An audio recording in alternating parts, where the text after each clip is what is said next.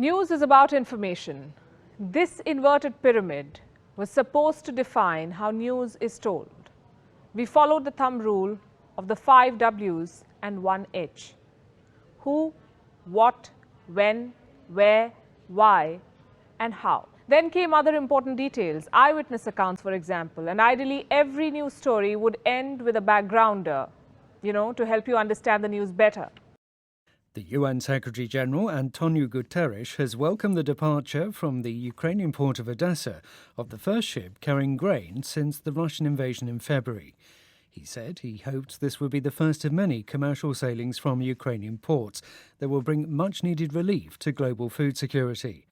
President Biden says justice has been delivered with the killing of the al-Qaeda leader Ayman al-Zawahiri in a US drone strike in Afghanistan. Mr. Biden said Zawahiri, who helped mastermind the September the 11th attacks, had carved what he called a trail of murder and violence. The Speaker of the US House of Representatives, Nancy Pelosi, has said her delegation's visit to Taiwan is intended to make it clear that the United States will not abandon the self-ruled island.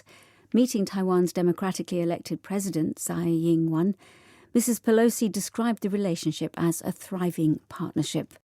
China has fired rocket artillery and ballistic missiles into the waters around Taiwan during unprecedented military exercises launched in response to a visit by the US politician Nancy Pelosi.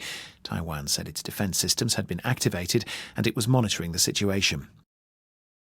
South Korea has launched its first lunar orbiter, taking a step closer towards its goal of landing a probe on the moon by 2030. The Korean Pathfinder lunar orbiter, also known as Danuri, was carried by a SpaceX rocket from Cape Canaveral in the U.S. state of Florida. The Australian airline Qantas has asked managers and executives to work as baggage handlers for 3 months because of an acute shortage of staff. Tasks include driving baggage vehicles and lifting suitcases that could weigh up to 32 kilograms each. And the singer and actress Olivia Newton-John has died at the age of 73.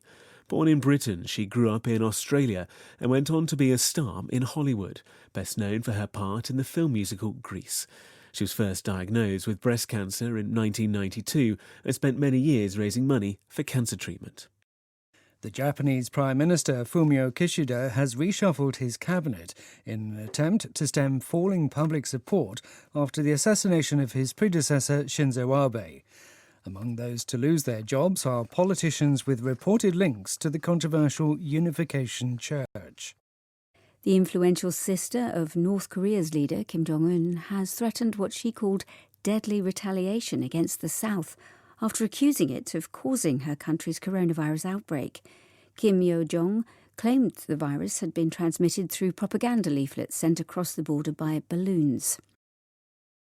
17 independence fighters have been buried at South Korea's National Cemetery in Seoul.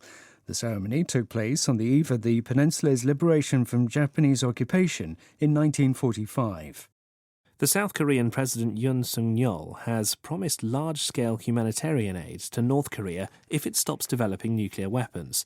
He said Seoul would also invest in infrastructure to help rebuild the North's economy.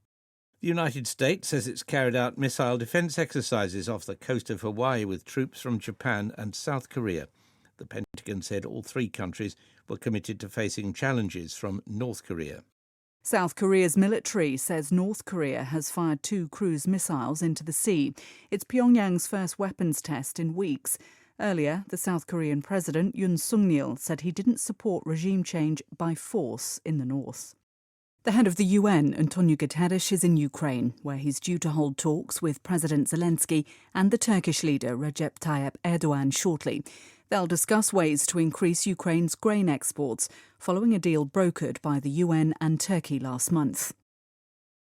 Dock workers at Britain's largest container port, Felixstowe, are going on strike today for the first time in 3 decades.